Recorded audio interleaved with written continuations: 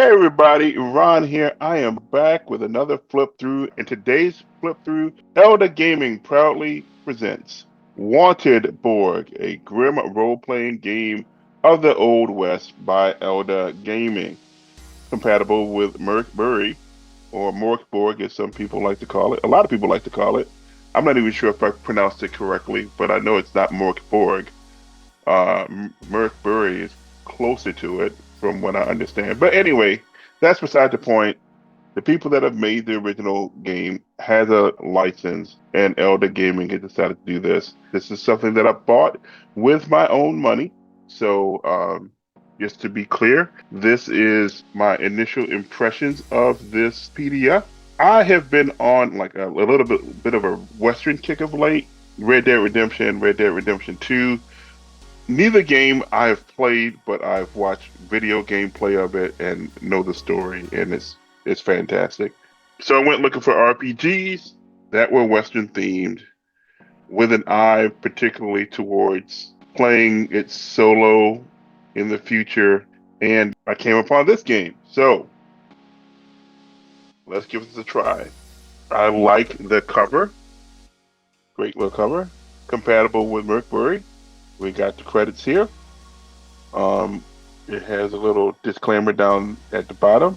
We have the table of contents here. It's about an 85-page PDF, so not very long. We have here the area map, I believe, on the next. There we go. Two pages here. Wyoming territory, Dakota territory. Pretty neat. Got some locations. Welcome to Wanted Borg. This is a grim Western role-playing game set in 1875 amidst the untamed frontier between Wyoming and Dakota Territory. In this world, there's no magic, no aliens to grit, mud, and the relentless weight of hard choices, which is exactly the type of game I was looking for. There's a lot of excellent Western themed role playing games out there, but a lot of them have supernatural elements. In Red Dead Redemption is a Western game without supernatural elements by default, and that is the type of experience I was looking for. This is kind of perfect, actually. You got your historical highlights, a little discussion about the do mechanic here. I like this. So the GM rolls a die recession. If a one, a misery is triggered, and the die that you roll depends on about the type of number of sessions that you plan on playing. So I guess the idea is like if you're playing a shorter campaign, you'll be seeing a misery about once every other session. If you're playing a longer campaign, I know longer campaign, 28 sessions, um, you'll be seeing misery about once every four. Then we got a number of miseries here, and it looks like this basically is a clock counting down to the end of your life. I love that. Seventh misery. The final showdown. An overwhelming force of lawmen finally catches up with the players.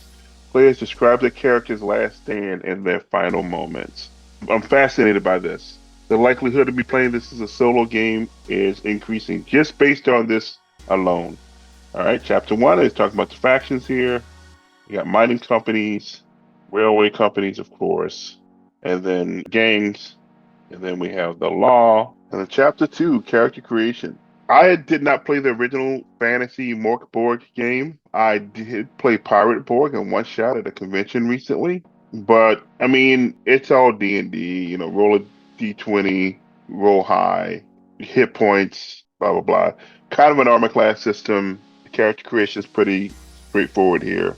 I like the rollable tables so you can make a character pretty quickly.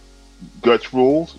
You spend a point of guts to reroll a dice roll, reduce the damage received by d6 points, deal max damage with a successful attack roll, lower the DR of a test by four, or cancel a critical hit or fumble. Pretty significant. And then, like, you begin with D2 guts. So you're either going to have one or two guts per day. You got the abilities.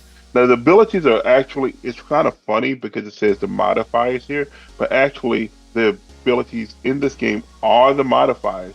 You just roll the 3d6 to determine the modifiers. You never use the sum here. Then it describes tests, we know how this works. D20 plus or minus your ability.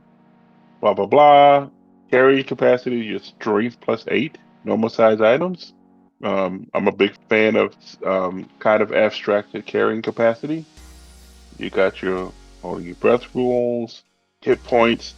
Everyone starts with the same amount of hit points. Then when you hit 0 hit points, you roll a d6, which is great. There's a chance for instant death at 0 hit points, which the more and more I play, the more and more I like that. But not that you die instantly at 0 hit points, but you have a chance to die instantly, or you're just on a death timer, which is basically what this is, or you got permanent damage, whatever. But apparently, when you hit negative hit points, you're just dead. So don't go negative. Got a reaction rolls, got initiative, got morale. You see, like looking at armor class, you're looking at just a straight DR 12. With some games like ICRPG does, where it's like no one has an armor class. The enemies don't have an armor class, just that the encounter has a difficulty rating, and everything in the room, the skill rolls, the attack rolls, they all have the same thing. And then you defend with an agility roll, crit. You got a crit roll, fumble roll. The armor. You don't have to bother with armor in Wanted Borg. So apparently you can attack or move in a round, not both. But I just the game moves so fast that it really doesn't matter. You got rest, short rest, long rest. Now this is interesting, getting better. So you roll a d6 against every ability. So when the GM decides it's time for you to um, level up, basically, you have a chance of your score going down, but never below -3 and never above +6. It's kind of weird. And then like every time you level up, you actually roll a d6 and you get some random treasure potentially. You got rules for quick draws, and then professions, also known as character classes. It looks like each profession adjusts your 4 ability scores, which are strength, agility, presence, and toughness, by the way. It gives you some equipment, some features. You get 2 features from here, then when you start to level up, everybody just rolls on the outlaw features table. Drifter, I like the what AOG chart here. You have a scout, lawman, gambler, physician. Be funny to play an illiterate physician, right? Bible thumper, musician, insurance agent, undertaker. And then we have the outlaw features chart. You roll a d20, and then it has all these abilities.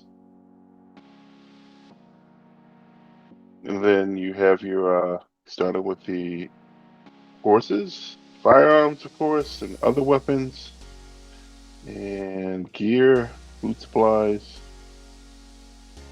clothing, tools, blah blah blah. And then you got some random tables here.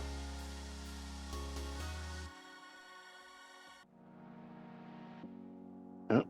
Notes from the past, dreadful fears.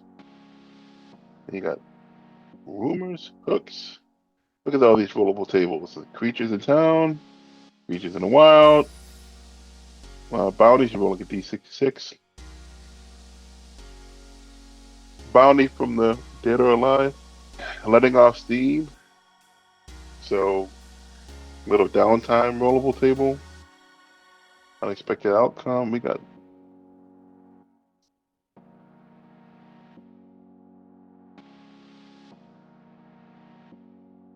talking about the beginning of the game, how to start it. And then from here on, looks like we have an adventure. So if you don't want to spoil yourself on the adventure, you can click to the timestamp to the end where I just talk about my final thoughts. All right, between a rock and a hard place. A little map of the town. Some residents of the town. Dangers of the Iron Hills. Clues and leads. Devil's Fang and Final Showdown. Map of the Devil's Fang. Got a little aftermath. And then we have the character sheet. Pretty simple. That is the back cover, and that is the game. So I am very intrigued about this game. I'm looking forward to getting it to the table and playing it. And folks, let me know your thoughts on Wanted Borg. Thanks for watching, and until next time, see you later.